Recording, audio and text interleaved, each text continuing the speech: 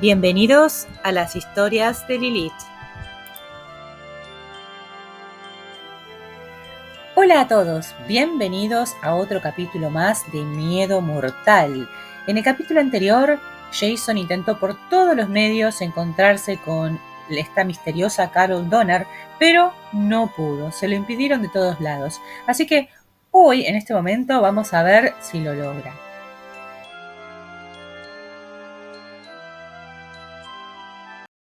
Capítulo 8.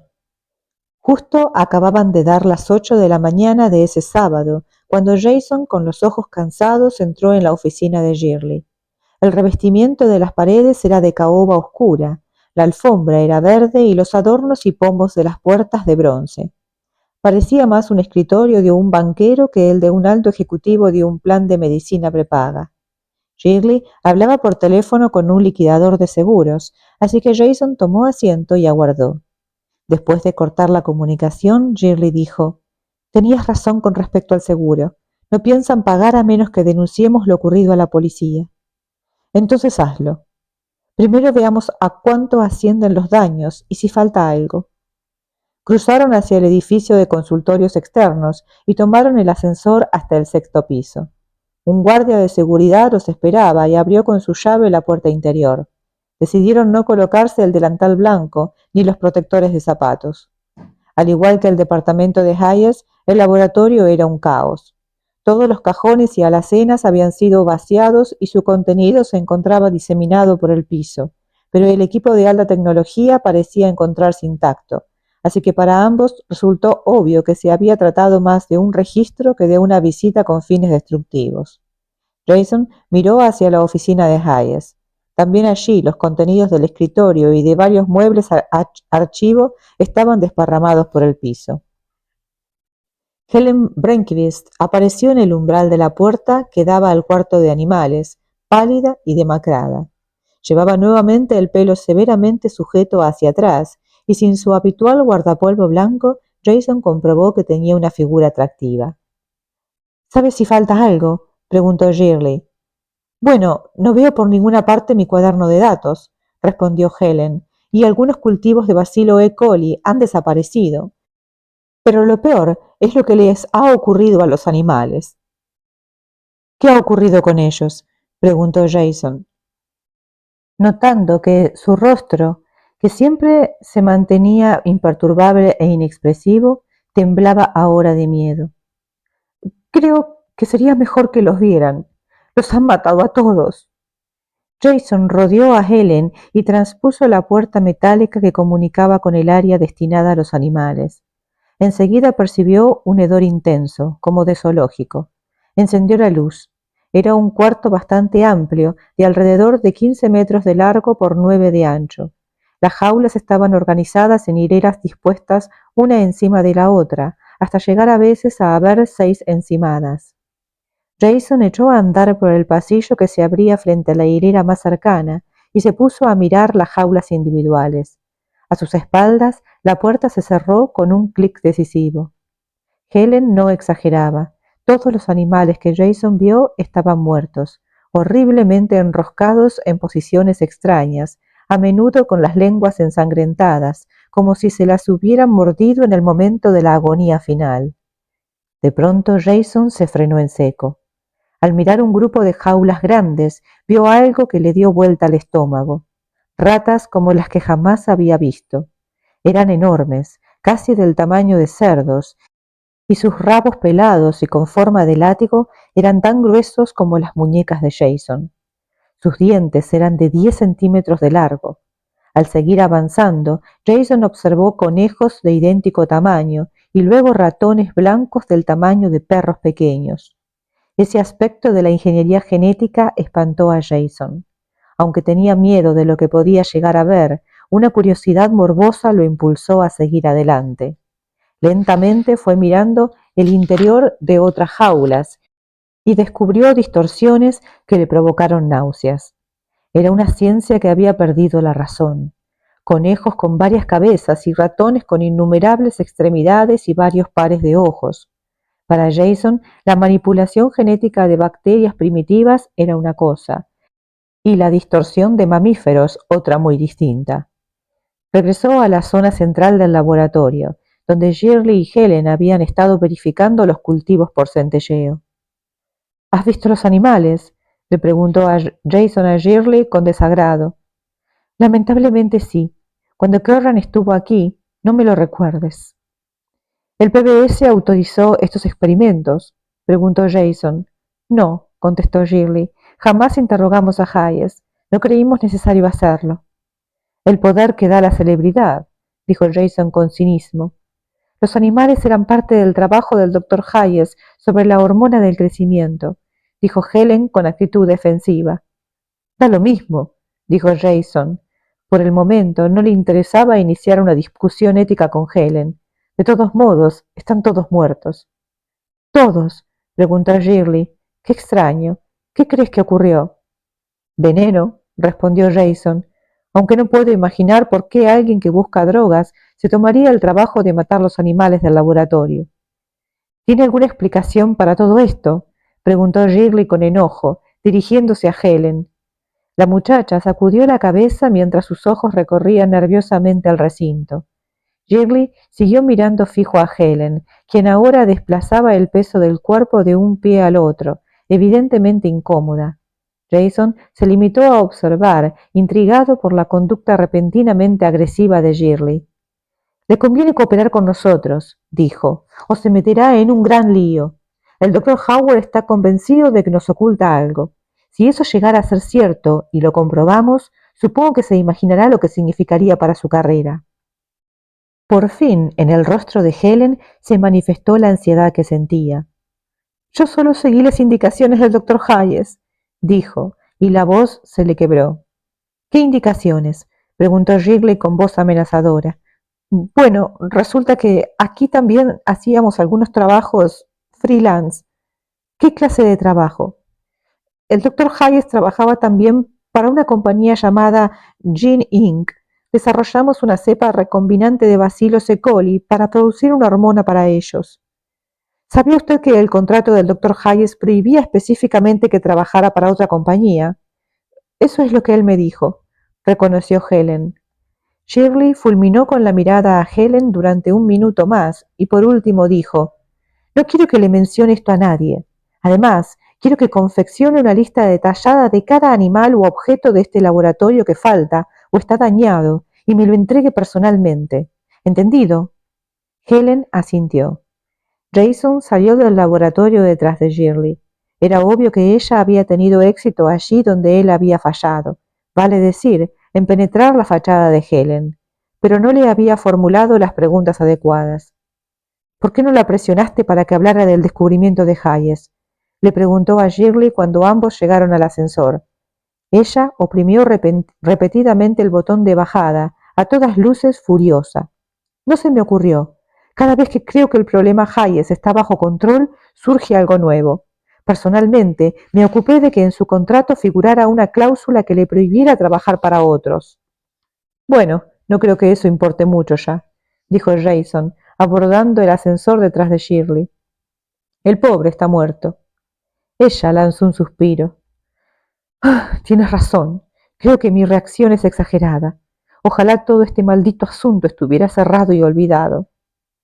Sigo pensando que Helen sabe más de lo que dice. Volveré a hablar con ella. Después de ver esos animales, ¿no crees que deberías llamar a la policía? La policía nunca llega sola. Detrás de ella vienen los periodistas, le recordó Shirley. Y los periodistas significan problemas. Aparte de los animales, no creo que se haya dañado nada importante. Jason decidió callar. Era obvio que la denuncia del episodio de vandalismo era una decisión administrativa. En realidad, lo que más le preocupaba era descubrir en qué consistía el hallazgo de Hayes, y sabía que la policía y los periodistas no lo ayudarían en tal sentido. Se preguntó si el descubrimiento en cuestión podría estar relacionado con esos animales monstruosos. La mera idea lo hizo estremecerse. Jason inició su ronda visitando a Matthew Cohen. Lamentablemente, se habían producido novedades negativas. Además de sus otros problemas, ahora Matthew se comportaba en forma extraña. Apenas unos minutos antes, las enfermeras lo habían encontrado deambulando por los pasillos y farfullando cosas sin sentido. Cuando Jason entró a la habitación, Matthew se encontraba en la cama y lo miraba como si fuera un extraño. Era evidente que sufría una gran desorientación temporal, espacial y personal. En lo que a Jason se refería, eso solo podía significar una cosa: que algunos émbolos, probablemente coágulos sanguíneos, se habían desprendido de sus válvulas cardíacas enfermas y se encontraban ahora en su cerebro. En otras palabras, que había tenido uno o tal vez múltiples ataques cerebrales. Sin tardanza, Jason llamó a una consulta neurológica. También convocó al cardiocirujano que conocía el caso. Si bien su reacción inmediata fue recetar un anticoagulante, decidió aguardar la opinión del neurólogo. En el ínterin, empezó a administrar al paciente aspirina y persantín para reducir la adhesividad plaquetaria. Los accidentes cerebrales constituían un desarrollo perturbador y un síntoma muy negativo. Jason llevó a cabo el resto de su ronda con rapidez y estaba a punto de irse a su casa para gozar del sueño que tanto necesitaba, cuando por los altavoces lo llamaron a la sala de guardia para atender a uno de sus pacientes. Maldiciendo por lo bajo, bajó corriendo las escaleras y deseó que el problema tuviera fácil solución. Lamentablemente, no habría de ser así. Cuando llegó sin aliento al gabinete de tratamiento, vio que un grupo de residentes le estaban realizando masajes cardíacos externos a un paciente comatoso. Una rápida mirada a la pantalla del monitor le informó que no existía ninguna actividad cardíaca. Jason se acercó a Judith Reinhardt, quien le informó que la paciente había sido encontrada inconsciente por su marido cuando él trató de despertarla por la mañana. Los paramédicos de la ambulancia no encontraron ninguna actividad cardíaca o respiratoria. No, ninguna, dijo Judith. De hecho, la siento fría al tacto. Jason tocó la pierna de la mujer y se mostró de acuerdo. Tenía la cara vuelta hacia el otro lado. ¿Cómo se llama la paciente?, preguntó Jason, instintivamente preparándose para recibir un golpe. Holly Jennings. Fue como si hubiera recibido un mazazo en el estómago. Dios mío, murmuró. ¿Te sientes bien?, preguntó Judith. Jason asintió, pero insistió en que las técnicas de reanimación cardíaca se prolongaran mucho más de lo razonable. Cuando vio a Holly el jueves, intuyó que se presentarían problemas, pero no eso. Se negaba a aceptar el hecho de que, al igual que Cedric Herring, Holly muriera menos de un mes después de que su completísimo chequeo PBS demostrara que su salud era buena, y apenas 2 días después de que él volviera a verla. Sacudido hasta la médula, Jason tomó el teléfono y llamó a Margaret Danforth. «¿Así que una vez más no hay antecedentes cardíacos?», le preguntó Margaret. «Así es». «¿Qué andan haciendo ustedes por allá?», preguntó Margaret. Jason no le contestó. Lo que quería era que Margaret se abriera del caso para que ellos pudieran hacer la autopsia en el PBS, pero Margaret vacilaba. «La haremos hoy mismo», dijo Jason. «Usted recibirá el informe a principios de la semana próxima».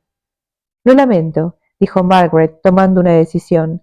«Existen para mí algunos interrogantes, y me parece que por ley estoy obligada a realizar la autopsia». «Comprendo, pero supongo que no le importaría proporcionarnos especímenes para que también nosotros podamos procesarlos». «Supongo que es posible», dijo Margaret sin mucho entusiasmo. «Si quiere que le diga la verdad, no conozco el aspecto legal, pero lo averiguaré. Prefiero no esperar 2 semanas para los resultados microscópicos». Jason se fue a su casa y se desplomó sobre la cama. Durmió 4 horas de un tirón hasta que lo despertó una llamada del neurólogo relacionada con Matthew. Quería administrarle un anticoagulante al paciente y realizarle una tomografía axial computada. Jason le suplicó que hiciera lo que su criterio fuera mejor. Jason trató de volver a conciliar el sueño, pero le resultó imposible. Se sentía muy intranquilo y como si lo hubieran apaleado. Se levantó. Era un día encapotado de fines de otoño y una leve llovizna le daba a la ciudad de Boston un aspecto lúgubre. Para no ceder a la depresión, se puso a caminar por el departamento, buscando algo en qué ocupar la mente. Al comprender que no podía quedarse allí, se puso ropa informal y se dirigió a su automóvil. Pese a tener plena conciencia de que lo más probable era que se estuviera metiendo en líos, enfiló hacia la calle Beacon y estacionó frente al departamento de Carol. 10 minutos más tarde, como si Dios finalmente hubiera decidido estar de su parte, emergió Carol. Enfundada en un par de jeans, con una polera de cuello alto y su grueso cabello castaño sujeto en una cola de caballo, tenía todo el aspecto de la estudiante universitaria que el Club Cabaret anunciaba. Al sentir la fina llovizna, abrió un paraguas de tela estampada con flores y echó a andar por la vereda, pasando a centímetros de Jason, quien se acurrucó en la butaca de su coche, absurdamente temeroso de que ella lo reconociera. Después de darle tiempo para que ella le llevara la delantera, Jason se apeó del auto y comenzó a seguirla a pie. La perdió de vista en la calle Dartmouth y volvió a localizarla en la avenida Commonwealth. Mientras continuaba siguiéndola, se mantenía alerta a la posible aparición de Bruno o de Curran. En la esquina de Dartmouth y Boylston, Jason se detuvo en un kiosco de revistas y se puso a hojear un periódico.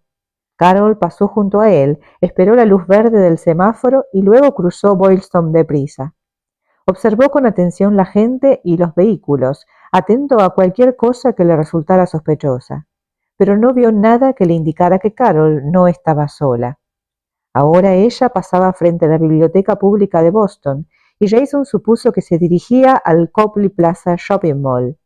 Después de comprar la publicación que estaba hojeando, que resultó ser The New Yorker, Jason fue tras ella.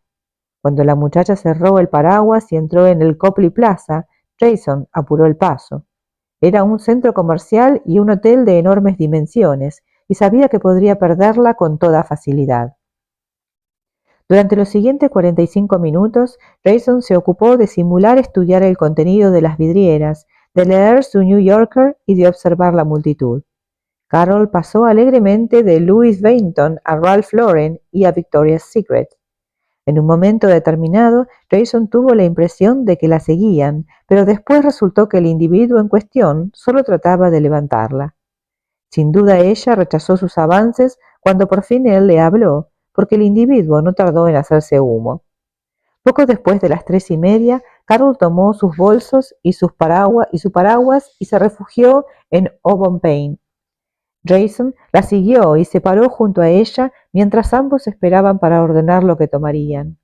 Eso le dio a Jason la oportunidad de admirar el rostro oval y atractivo de Carol, su piel tersa de tonalidad oliva y sus ojos oscuros y brillantes. Era una muchacha muy hermosa. Jason calculó que tendría alrededor de 24 años. «Es un día ideal para un buen café», dijo él, con la esperanza de entablar conversación. «Yo prefiero una taza de té». Jason sonrió con timidez. Su especialidad no era precisamente dirigirse a extraños ni iniciar una charla intrascendente. «El té también es bueno», dijo, temiendo ponerse en ridículo. Carol ordenó sopa, té y una medialuna, y luego llevó su bandeja a una de las largas mesas comunales. Jason pidió un capuchino y después, vacilando como si no pudiera encontrar un lugar para sentarse, se acercó a la mesa de Carol. «¿Le importa?», preguntó, apartando una silla. Varias de las personas sentadas a la mesa levantaron la vista, incluyendo a Carol. Un hombre desplazó varios de sus paquetes. Jason tomó asiento y esbozó una sonrisa débil dirigida a todos. «Qué coincidencia», le dijo Jason a Carol, «que volvamos a encontrarnos». Carol lo espió por sobre su taza de té. No dijo nada, pero tampoco resultaba necesario. Su expresión reflejaba la irritación que sentía. Enseguida Jason se dio cuenta de que su actitud podía ser mal interpretada y de que Carol estaba a punto de sacarlo con cajas destempladas. «Discúlpeme», dijo, «no quisiera causarle ninguna molestia. Soy el doctor Jason Howard. Fui colega del doctor Alvin Hayes. Sé que es usted Carol Donner y me gustaría mucho que conversáramos un momento». «¿Está en el PBS?», preguntó Carol con recelo. «En este momento soy jefe del cuerpo médico». Era la primera vez que Jason usaba ese título. En un hospital académico poseía una gran importancia, pero en el PBS era un cargo bastante molesto. «¿Cómo puedo estar segura de que es así?», preguntó Carol. «Puedo mostrarle mi licencia». «De acuerdo». Jason extendió el brazo hacia atrás para sacar la billetera del bolsillo trasero del pantalón, pero Carol le tomó el brazo. «No importa», dijo. «Le creo. Alvin solía hablar de usted. Decía que era el mejor clínico de ese lugar. Me halaga, dijo Jason. También se sentía sorprendido, considerando el escaso contacto que había tenido con Hayes. Siento mostrarme tan desconfiada, dijo Carol, pero suelen molestarme bastante, sobre todo los últimos días. ¿De qué le gustaría hablar conmigo? Del doctor Hayes, respondió Jason. En primer lugar, quiero decirle que su muerte fue una verdadera pérdida para nosotros. Reciba usted mis condolencias. Carol se encogió de hombros. Jason no supo bien cómo interpretar ese gesto. Todavía me cuesta creer que el doctor Hayes haya estado envuelto en un asunto de drogas. ¿Lo sabía usted? Jason se apeó del auto y comenzó a seguirla a pie. La perdió de vista en la calle Dartmouth y volvió a localizarla en la avenida Commonwealth. Mientras continuaba siguiéndola, se mantenía alerta a la posible aparición de Bruno o de Curran. En la esquina de Dartmouth y Boylston, Jason se detuvo en un kiosco de revistas y se puso a hojear un periódico. Carol pasó junto a él, esperó la luz verde del semáforo y luego cruzó Boylston deprisa. Observó con atención la gente y los vehículos, atento a cualquier cosa que le resultara sospechosa, pero no vio nada que le indicara que Carol no estaba sola. Ahora ella pasaba frente a la biblioteca pública de Boston y Jason supuso que se dirigía al Copley Plaza Shopping Mall. Después de comprar la publicación que estaba hojeando, que resultó ser The New Yorker, Jason fue tras ella. Cuando la muchacha cerró el paraguas y entró en el Copley Plaza, Jason apuró el paso. Era un centro comercial y un hotel de enormes dimensiones, y sabía que podría perderla con toda facilidad. Durante los siguientes 45 minutos, Jason se ocupó de simular estudiar el contenido de las vidrieras, de leer su New Yorker y de observar la multitud. Carol pasó alegremente de Louis Vuitton a Ralph Lauren y a Victoria's Secret. En un momento determinado, Jason tuvo la impresión de que la seguían, pero después resultó que el individuo en cuestión solo trataba de levantarla. Sin duda ella rechazó sus avances cuando por fin él le habló, porque el individuo no tardó en hacerse humo. Poco después de las 3:30, Carol tomó sus bolsos y su paraguas y se refugió en Auburn Plain. Jason la siguió y se paró junto a ella mientras ambos esperaban para ordenar lo que tomarían. Eso le dio a Jason la oportunidad de admirar el rostro oval y atractivo de Carol, su piel tersa de tonalidad oliva y sus ojos oscuros y brillantes. Era una muchacha muy hermosa. Jason calculó que tendría alrededor de 24 años. Es un día ideal para un buen café, dijo él, con la esperanza de entablar conversación. Yo prefiero una taza de té. Jason sonrió con timidez. Su especialidad no era precisamente dirigirse a extraños ni iniciar una charla intrascendente. El té también es bueno, dijo, temiendo ponerse en ridículo. Carol ordenó sopa, té y una medialuna, y luego llevó su bandeja a una de las largas mesas comunales. Jason pidió un capuchino y después, vacilando como si no pudiera encontrar un lugar para sentarse, se acercó a la mesa de Carol. ¿Le importa?, preguntó, apartando una silla. Varias de las personas sentadas a la mesa levantaron la vista, incluyendo a Carol. Un hombre desplazó varios de sus paquetes. Jason tomó asiento y esbozó una sonrisa débil dirigida a todos. «¡Qué coincidencia!», le dijo Jason a Carol, «que volvamos a encontrarnos». Carol lo espió por sobre su taza de té. No dijo nada, pero tampoco resultaba necesario. Su expresión reflejaba la irritación que sentía. Enseguida Jason se dio cuenta de que su actitud podía ser mal interpretada y de que Carol estaba a punto de sacarlo con cajas destempladas. «Discúlpeme», dijo, «no quisiera causarle ninguna molestia. Soy el doctor Jason Howard. Fui colega del doctor Alvin Hayes. Sé que es usted Carol Donner y me gustaría mucho que conversáramos un momento». «¿Está en el PBS?», preguntó Carol con recelo. «En este momento soy jefe del cuerpo médico». Era la primera vez que Jason usaba ese título. En un hospital académico poseía una gran importancia, pero en el PBS era un cargo bastante molesto. «¿Cómo puedo estar segura de que es así?», preguntó Carol. «Puedo mostrarle mi licencia». «De acuerdo». Jason extendió el brazo hacia atrás para sacar la billetera del bolsillo trasero del pantalón, pero Carol le tomó el brazo. «No importa», dijo. «Le creo. Alvin solía hablar de usted. Decía que era el mejor clínico de ese lugar. Me halaga, dijo Jason. También se sentía sorprendido, considerando el escaso contacto que había tenido con Hayes. Siento mostrarme tan desconfiada, dijo Carol, pero suele molestarme bastante, sobre todo los últimos días. ¿De qué le gustaría hablar conmigo? Del doctor Hayes, respondió Jason. En primer lugar, quiero decirle que su muerte fue una verdadera pérdida para nosotros. Reciba usted mis condolencias. Carol se encogió de hombros. Jason no supo bien cómo interpretar ese gesto. Todavía me cuesta creer que el doctor Hayes haya estado envuelto en un asunto de drogas. ¿Lo sabía usted? Preguntó. Sí, pero los periódicos lo distorsionaron todo. Alvin consumía muy pocas drogas, por lo general marihuana, pero cada tanto también cocaína. Y por cierto, no heroína. No era traficante entonces. Decididamente no. Créame, yo lo habría sabido. Pero lo cierto es que encontraron muchas drogas y dinero en efectivo en su departamento. La única explicación que se me ocurre es que fue la policía la que las puso allí. Alvin siempre andaba escaso de las dos cosas. Si alguna vez tenía dinero sobrante, se lo mandaba a su familia. ¿Se refiere a su ex esposa? Sí, ella tiene la custodia de sus hijos. ¿Y por qué habría la policía de hacer una cosa así? Convencido de que el comentario de la muchacha revelaba una paranoia similar a la de Hayes. En realidad no lo sé, pero no se me ocurre otra manera en que las drogas llegaran allí. Le aseguro que no las tenía a las 9 de la noche, cuando yo me fui. Jason se echó hacia adelante y bajó la voz. La noche en que el doctor Hayes murió, me dijo que había hecho un descubrimiento trascendental. ¿Le comentó a usted algo al respecto? Sí, mencionó algo, pero fue hace 3 meses. Por un momento Jason sintió cierta dosis de optimismo, hasta que Carol le explicó que ignoraba cuál era ese descubrimiento. No confiaba en usted. Últimamente no. Estábamos un poco alejados. Pero vivían juntos, ¿no? O los periódicos también mintieron en eso. Vivíamos juntos, reconoció Carol, pero en los últimos tiempos solo como compañeros de cuarto. Nuestra relación se había deteriorado. Alvin había cambiado mucho. No era solo que se sentía físicamente mal, toda su personalidad era diferente.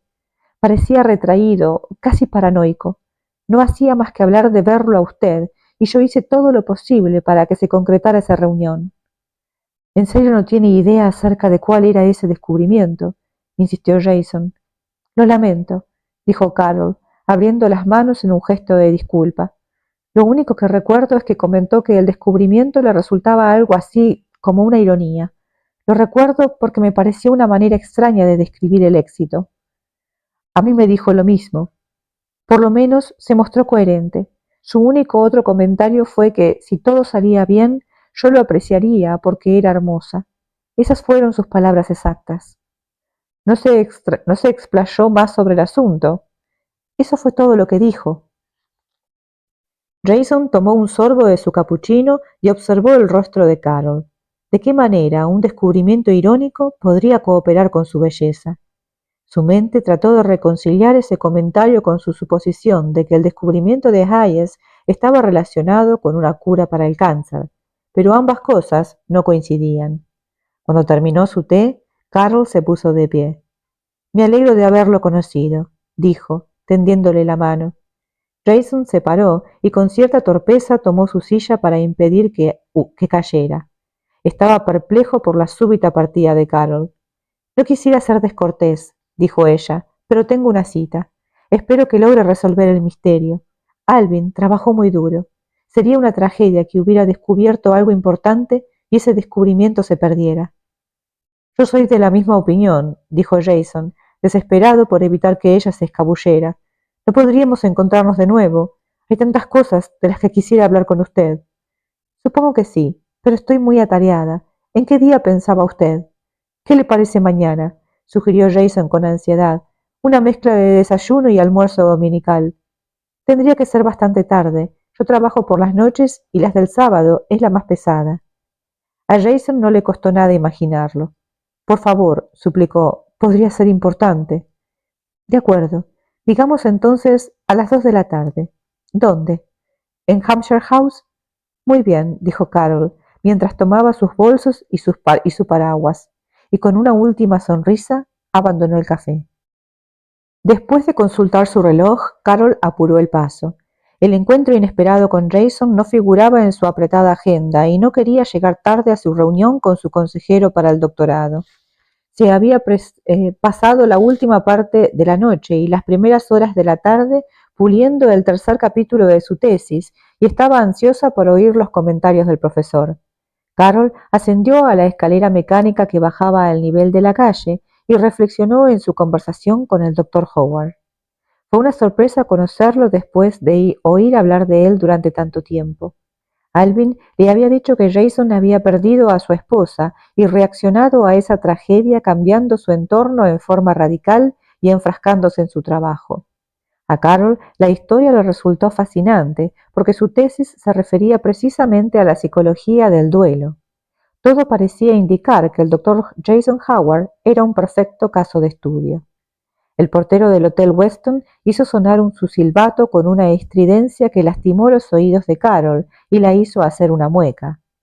Mientras un taxi se acercaba a ella, no pudo menos que reconocer que su interés hacia el doctor Jason Howard era algo más que puramente profesional. Le resultaba un hombre insólitamente atractivo, a lo cual sin duda se sumaba el hecho de que ella estuviera al tanto de lo vulnerable que era él. Hasta la torpeza social de ese hombre poseía una cualidad querible. Harvard Square, dijo Carol al conductor cuando ascendió al taxi, y descubrió que la cita con Howard al día siguiente le resultaba una perspectiva muy agradable.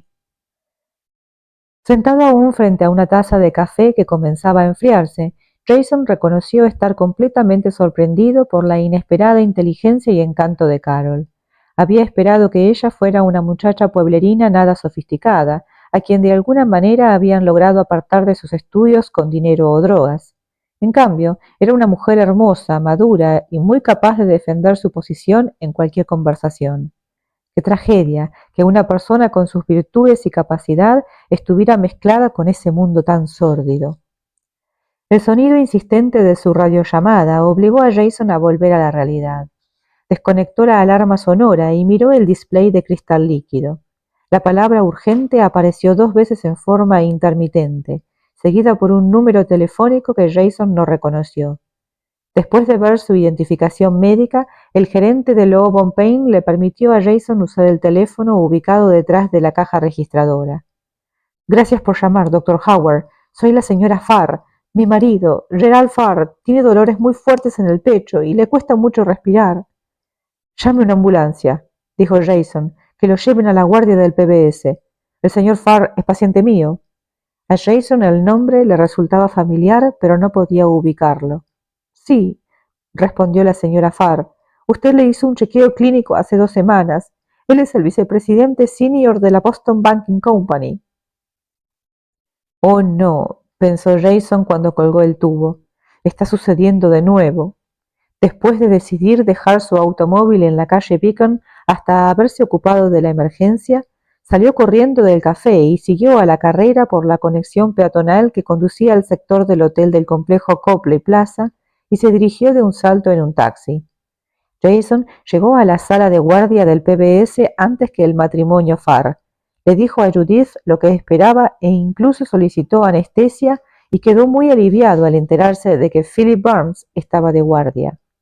Cuando vio a Gerald Farr, Jason supo enseguida que sus peores temores quedaban confirmados. El individuo sufría de dolores terribles, estaba pálido como la leche descremada y tenía la frente llena de gotas de transpiración. El electrocardiograma inicial mostró deterioro en un sector bastante grande de su corazón. No sería un caso fácil. La morfina y el oxígeno ayudaron a calmar al paciente, y también se le administró lidocaína como profilaxis contra los latidos irregulares. Pero pese a todo, Farr no respondía. Al estudiar otro electrocardiograma, Jason tuvo la sensación de que, desgraciadamente, la zona infartada del corazón se estaba extendiendo con gran rapidez. Desesperado, lo intentó todo, pero fue inútil. A las 4:05, los ojos de Farr se dieron vuelta y su corazón cesó de latir. Jason, como siempre no dispuesto a darse por vencido, ordenó que se realizaran maniobras de reanimación. Consiguieron que el corazón comenzara a latir varias veces más, pero en cada oportunidad volvía a detenerse. Farr en ningún momento recobró el conocimiento. A las 6:15, Jason finalmente declaró muerto al paciente. «¡Mierda!», exclamó Jason, furioso consigo mismo y con la vida en general. No tenía por costumbre maldecir ni decir malas palabras, así que su imprecación no pasó desapercibida para Judith Reinhardt, quien apoyó la frente contra el hombro de Jason y le rodeó el cuello con el brazo. «Jason, hiciste todo lo que pudiste», le dijo en voz baja. «Hiciste lo mejor que cualquiera podía hacer, pero nuestro poder es limitado». «Solo tenía 58 años», dijo Jason, tragándose las lágrimas de impotencia. Judith hizo salir de la sala a las demás enfermeras y los residentes. Regresó junto a Jason y le apoyó una mano en el hombro. «Mírame, Jason», dijo. De mala gana, Jason giró la cara en dirección a la enfermera. Una única lágrima se había deslizado del ojo por el costado de la nariz. Con dulzura y a la vez con firmeza, le dijo a Jason que no debía tomar esos episodios en forma tan personal. «Sé que 2 en un mismo día representan una carga enorme», agregó, «pero no es culpa tuya». Intelectualmente, Jason sabía que ella tenía razón, pero emocionalmente no terminaba de aceptarlo. Además, Judith no tenía la menor idea de lo mal que andaban los pacientes internados, sobre todo Matthew Cowan, y a Jason le daba vergüenza decírselo. Por primera vez, contempló en serio la posibilidad de abandonar la práctica de la medicina.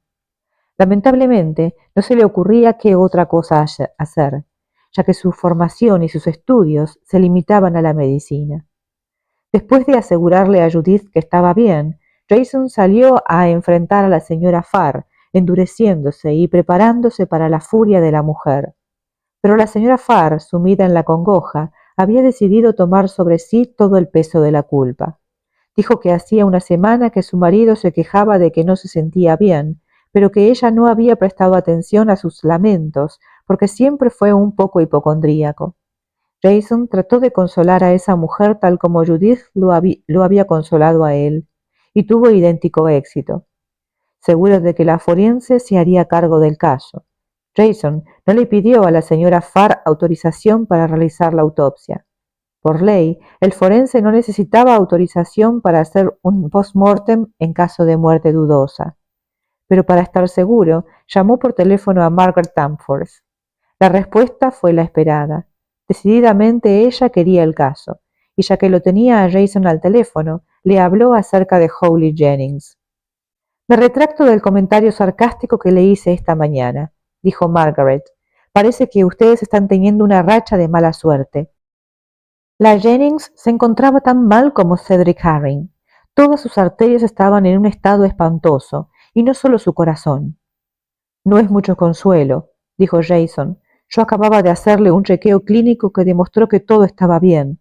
El jueves le hice un Holter, pero solo mostró cambios mínimos». «¿En serio? Espere a ver las secciones. Las coronarias estaban ocluidas en un 90% y era algo diseminado, no focalizado. La cirugía no habría solucionado nada.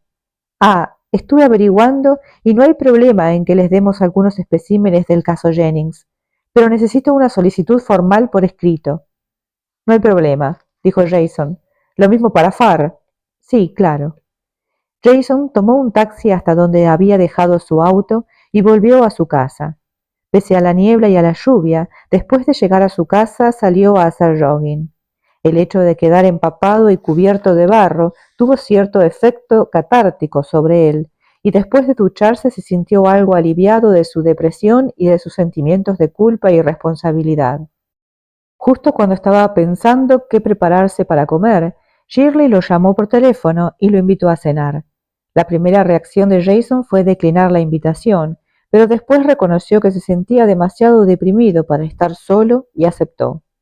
Se puso ropa más presentable, bajó, se metió en el auto y enfiló hacia el oeste en dirección a Brookline. El vuelo directo número 409 de Miami a Boston viró abruptamente antes de ponerse en línea para la aproximación final. Tocó pista a las 7:37, en el momento en que Juan Díaz cerraba su revista y miraba la línea de edificación de Boston, cubierta por la niebla. Era su segundo viaje a esa ciudad y no se sentía demasiado complacido. Se preguntó por qué alguien elegiría vivir en un lugar con un clima tan espantoso. Durante su último viaje, algunos días antes, había llovido todo el tiempo. Al observar la pista y ver la lluvia y el viento reflejado en los charcos de agua, tuvo nostalgias de Miami, donde el otoño acababa de poner fin al abrasador calor del verano. Al extraer su bolso de debajo del asiento que tenía delante, Juan se preguntó cuánto tiempo debería permanecer en Boston. Recordó que el viaje anterior se había quedado solo 2 días y ni siquiera tuvo que hacer nada. Se preguntó si esa vez tendría idéntica buena suerte. Al fin y al cabo, igual cobró sus $5,000. El avión carreteó hacia el edificio de la terminal aérea. Juan paseó la vista por el compartimiento con una sensación de orgullo. Deseó que su familia allá en Cuba pudiera verlo. Vaya si se sorprenderían. Allí estaba él, volando en primera clase. Después de haber sido sentenciado a cadena perpetua por el gobierno de Castro, al cabo de solo 8 meses lo soltaron y lo enviaron primero a Mariel y después, para su enorme asombro, a los Estados Unidos. Ese habría de ser su castigo por encontrarlo culpable de asesinato y violación múltiple. Que lo mandaran a Estados Unidos. Así sí que le resultaba fácil dedicarse a su especialidad. Juan sintió unas ganas enormes de estrecharle la mano al dueño de una plantación de maní ubicada en el estado de Georgia. El avión dio un último sacudón y permaneció inmóvil. Juan se puso de pie y se desperezó. Con su bolso de mano se dirigió a la sección equipaje. Después de recoger su valija, tomó un taxi al Royal Sunstar Hotel, donde se registró como Carlos Hernández de Los Ángeles. Hasta tenía una tarjeta de crédito extendida a ese nombre, con un número legítimo.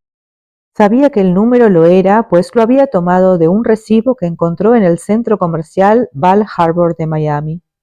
Una vez que estuvo cómodamente instalado en su habitación, con su segundo traje de seda colgando en el placard, Juan se sentó frente al escritorio y discó un número que le habían dado en Miami. Cuando contestaron en el otro extremo de la línea, dijo que necesitaba un revólver, preferentemente de calibre 22.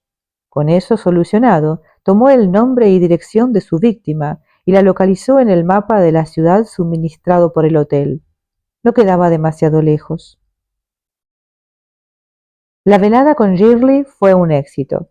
La cena consistió en pollo asado, alcauciles y arroz de la India. Después bebieron Grand Marnier en el living room, frente a la chimenea, y conversaron. Jason se enteró de que el padre de Shirley había sido médico y que ella en algún momento barajó la idea de seguir sus pasos. Pero mi padre me convenció de que no lo hiciera, comentó. Dijo que la medicina estaba en un proceso de cambio. En eso tenía razón.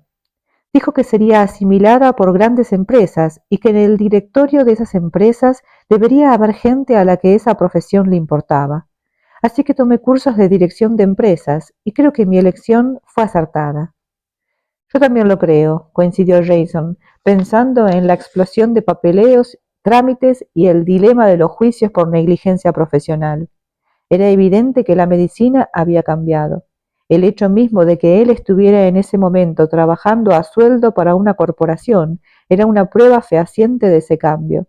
Cuando estaba en la Facultad de Medicina, siempre se imaginaba en su consultorio privado. Eso formó parte del atractivo de la profesión. Hacia el final de la velada hubo un momento de cierta tensión. Jason dijo que había llegado el momento de irse, pero Shirley le insistió que se quedara a dormir. ¿Te parece una buena idea?, preguntó Jason. Ella asintió. Jason no estaba tan seguro, y adujo que debería levantarse muy temprano para sus rondas y no quería molestarla. Shirley insistió en que siempre se levantaba a las 7:30, inclusive los domingos. Los dos se quedaron mirándose por un momento, y la luz del fuego arreboló las mejillas de Shirley. No hay obligación de nada, dijo Shirley. Sé que los dos debemos ser cautos con esto. Limitémonos a estar juntos. Ambos hemos estado sometidos a mucha tensión. De acuerdo, dijo Jason, reconociendo que no tenía el coraje suficiente para oponer resistencia. Además, lo halagaba la insistencia de Shirley. Empezaba a convencerse de que no solo él podía querer a otra persona, sino de que también otra persona podía quererlo a él. Pero Jason no consiguió dormir toda la noche. A las 3:30 de la madrugada sintió una mano sobre su hombro y se incorporó en la cama, momentáneamente confundido con respecto a dónde se encontraba. En la penumbra, lo único que alcanzó a distinguir fue la cara de Shirley. Lamento tener que molestarte, dijo ella con suavidad, pero te llaman por teléfono, dijo, y le alcanzó el receptor. Jason lo tomó y le agradeció. No había oído la campanilla del teléfono. Apoyado sobre un codo, se colocó el tubo en la oreja. Estaba seguro de que serían malas noticias, y tenía razón. Matthew Cowan había sido encontrado muerto en la cama, al parecer por haber sufrido un ataque cerebral masivo. ¿La familia está avisada?, preguntó Jason. Sí, contestó la enfermera. Vive en Minneapolis. Dijeron que llegarían por la mañana. Gracias, dijo Jason, y maquinalmente le entregó el tubo a Shirley. ¿Algún problema?, preguntó Shirley mientras colgaba el receptor en su lugar. Jason asintió. Los problemas eran lo habitual en los últimos días. Murió un paciente, de 30 y pico de años. Tenía una cardiopatía reumática. Lo estábamos evaluando para cirugía. ¿Cuál era la gravedad de su cardiopatía?, preguntó Shirley. Era grave, dijo Jason, viendo mentalmente la cara de Matthew cuando se internó en la clínica. 3 de sus 4 válvulas se encontraban afectadas. Habría sido necesario reemplazarlas a todas. De modo que no había garantías, dijo Shirley. No había garantías, repitió Jason. 3 reemplazos de válvula pueden resultar peligrosos. El paciente tuvo insuficiencia cardíaca congestiva durante mucho tiempo, lo cual sin duda le afectó el corazón, los pulmones, los riñones y el hígado. Se habrían presentado problemas, pero tenía la edad a su favor. Tal vez lo ocurrido fuera mejor, sugirió Shirley, y así el paciente se ha evitado una gran dosis de sufrimiento. Todo parece indicar que se habría pasado el resto de su vida entrando y saliendo de la clínica. Es posible, dijo Jason, sin convicción. Sabía a qué apuntaban las palabras de Shirley. Estaba tratando de que él se sintiera mejor. Jason apreció ese esfuerzo y le palmeó el muslo por sobre la delgada tela de su camisón. Gracias por tu apoyo. La noche le pareció a Jason terriblemente fría cuando salió corriendo hacia su auto. Todavía llovía y más fuerte que antes. Jason encendió la calefacción del vehículo y se frotó los muslos para activar su circulación. Por lo menos no había tráfico. A las 4 de la madrugada de un domingo por la mañana, la ciudad estaba desierta. Shirley había intentado convencerlo de que se quedara en su casa, aduciendo que si el hombre había muerto y su familia todavía no había llegado, no tenía sentido que Jason corriera hacia la clínica. Aunque eso fuera cierto, Jason sentía una obligación hacia su paciente que no podía descartar. Además, sabía que no podría volver a conciliar el sueño con otra muerte en su conciencia. La playa de estacionamiento del PBS estaba casi vacía, así que Jason pudo estacionar cerca de la entrada de la clínica en lugar de hacerlo debajo del edificio dedicado a consultorios externos, como era su costumbre. Al apearse del vehículo, preocupado, pensando en Matthew Cowan, no advirtió la presencia de una figura. Era evidente que la medicina había cambiado. El hecho mismo de que él estuviera en ese momento trabajando a sueldo para una corporación era una prueba fehaciente de ese cambio. Cuando estaba en la facultad de medicina, siempre se imaginaba en su consultorio privado. Eso formó parte del atractivo de la profesión. Hacia el final de la velada hubo un momento de cierta tensión.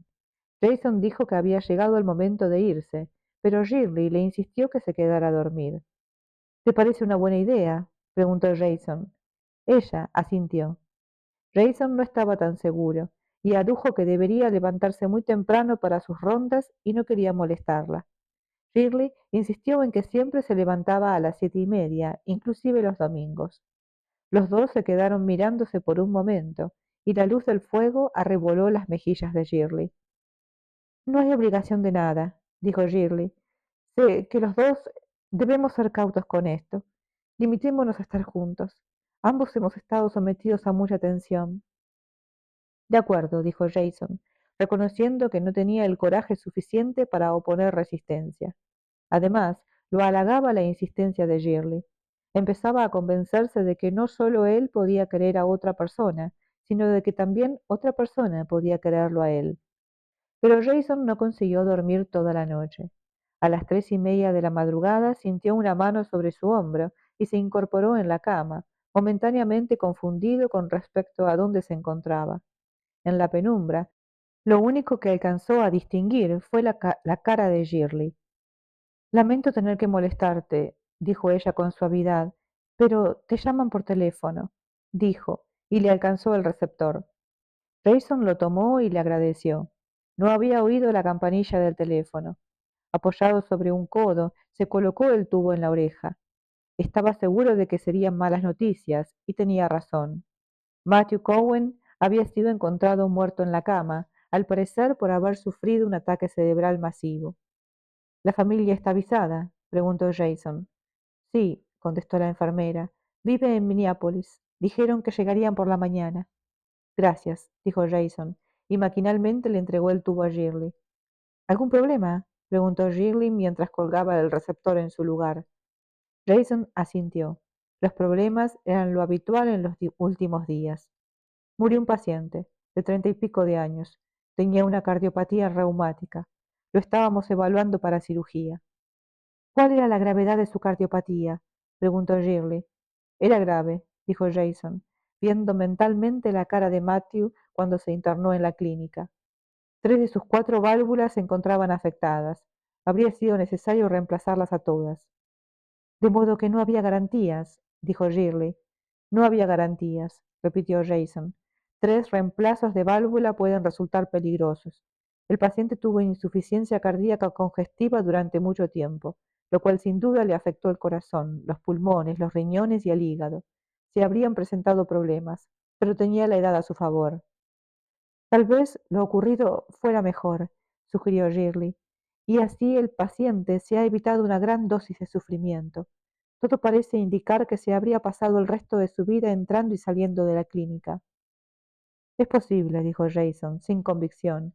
Sabía a qué apuntaban las palabras de Shirley. Estaba tratando de que él se sintiera mejor.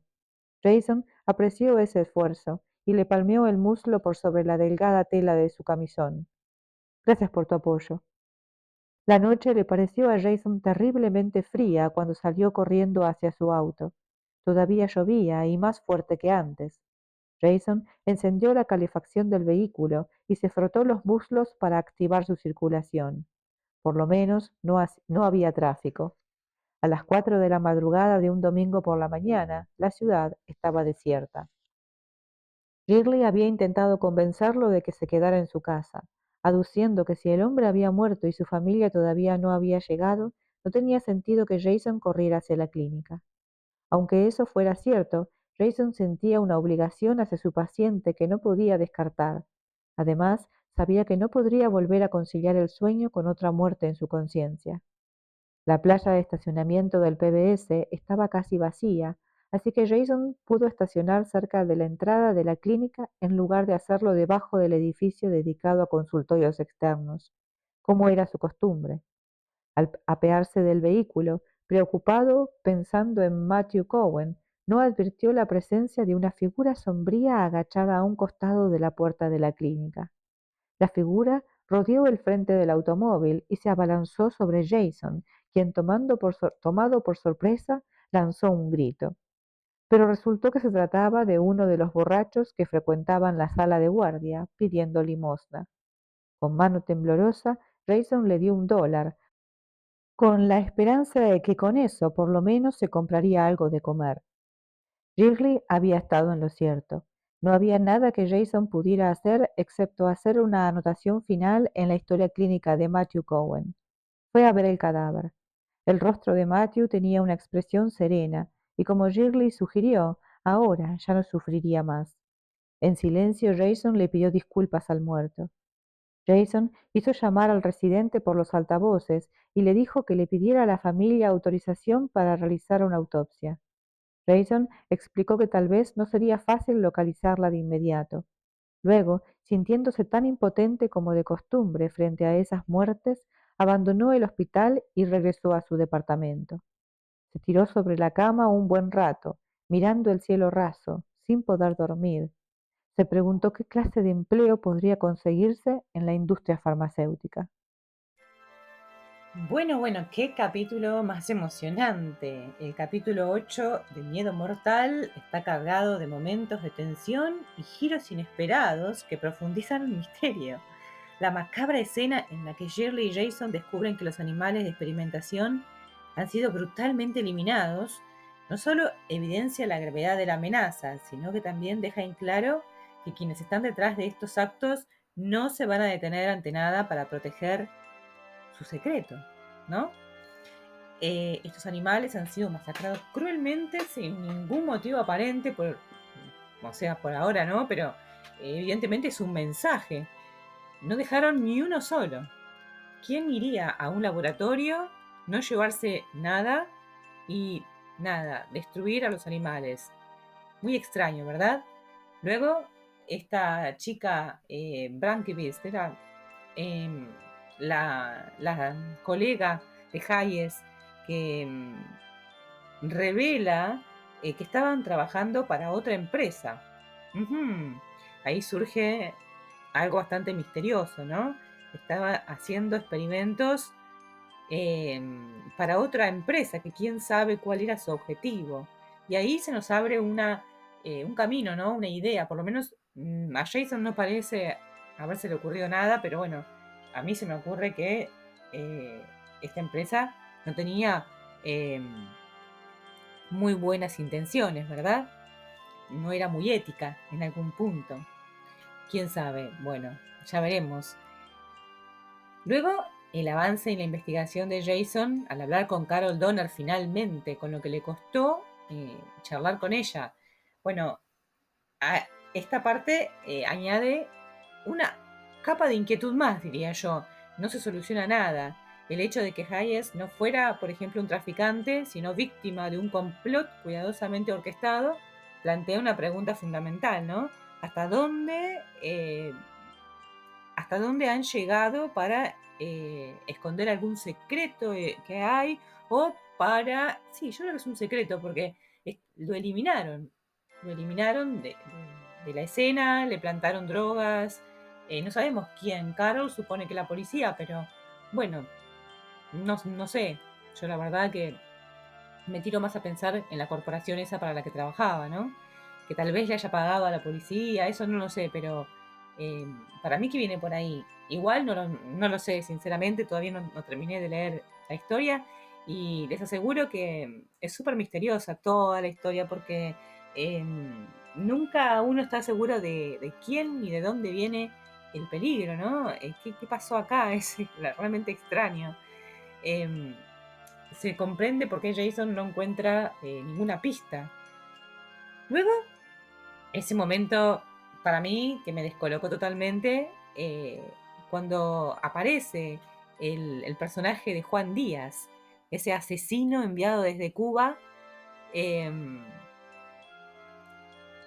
en un avión para asesinar a alguien. Esto, bueno, ya te deja con el corazón en la boca porque ¿a quién? ¿Y por qué? ¿Y qué pasó, no? ¿Quién es este hombre que aparece de repente, este nuevo personaje? La verdad que es bastante misterioso y no solo misterioso, sino que da un poco de miedo, porque está Jason en peligro. ¿Lo relacionaron de alguna manera? ¿O algún otro personaje está en peligro? ¿Carol Donner tal vez? Eh, no lo sé. Lo más posible es que sea Carol, ¿no? O tal vez, no sé, alguien que esté más involucrado con Hayes. Todo un misterio. Pero bueno, también siguen las constantes muertes, ¿no? Se acumulan. Eh, Jason se esfuerza, pero no puede porque no sabe qué está sucediendo. Eso parece que fuera un tema aparte y desconectado de la investigación que él está haciendo acerca de Hayes y del descubrimiento. Pero bueno, son como dos situaciones que se van dando a la par y que creo que en algún punto deben estar relacionadas, pero no sé cómo. Eh, Nada, un montón de cosas nuevas eh, que nos deja otra vez con más preguntas y más dudas, porque las nuevas pistas más que solucionar, complican tal vez la mínima teoría que podíamos haber tenido hasta el momento, ¿no? Así que, nada, cada vez más interesante. Vamos a continuar porque, bueno, Jason ahora se va a reunir nuevamente con Carol, va a seguir hablando con ella, va a tratar de obtener más información. Y bueno, también quiero ver qué pasa con ese asesino, quién es y qué quiere y si logra su cometido, ¿no?